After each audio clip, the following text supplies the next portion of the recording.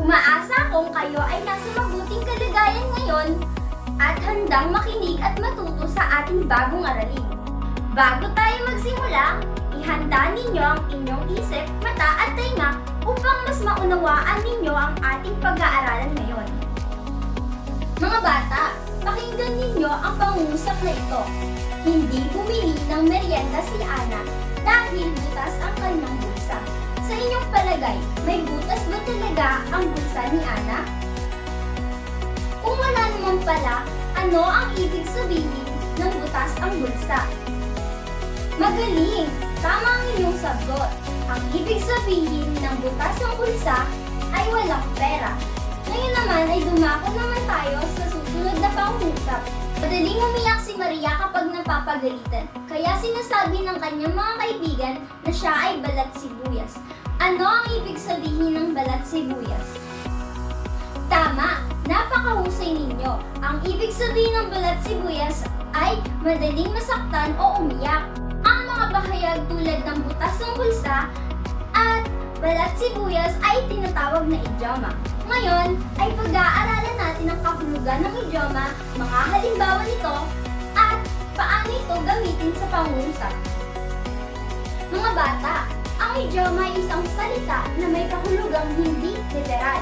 Ibig sabihin, kapag pinagsama-sama ang mga salita, hindi ito tumutukoy sa tunay na kahulugan ng bawat salita.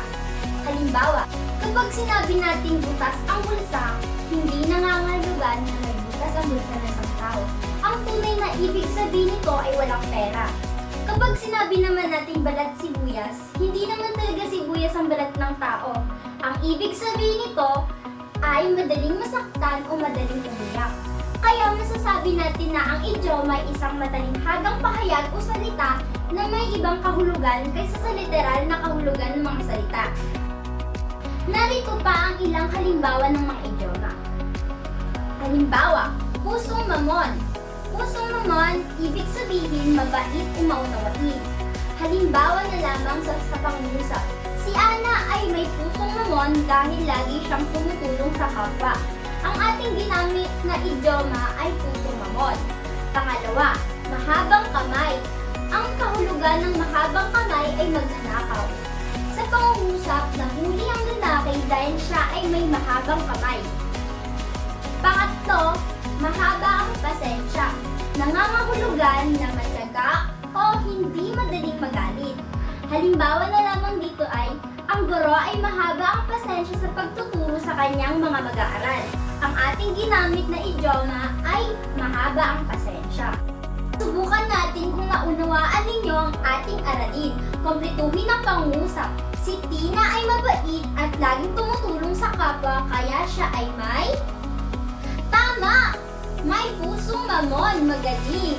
Isa pa, madaling umiyak si Yumi kapag napapagalitan kaya siya ay... Napakahusay, balat sibuyas. Bago tayo magtapos, ano nga ulit ang idioma?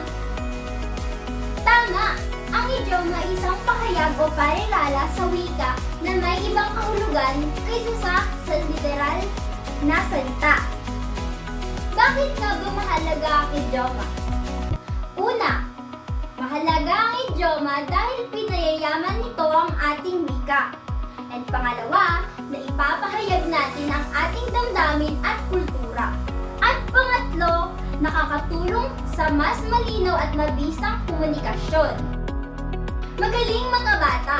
Ngayon ay natutunan na natin ang kahulugan ng idioma, mga halimbawa nito at kung paano ito gamitin sa pangungusap. Maraming salamat sa inyong pakikinig at pakikilahok. Hanggang sa susunod na aralin, paalam!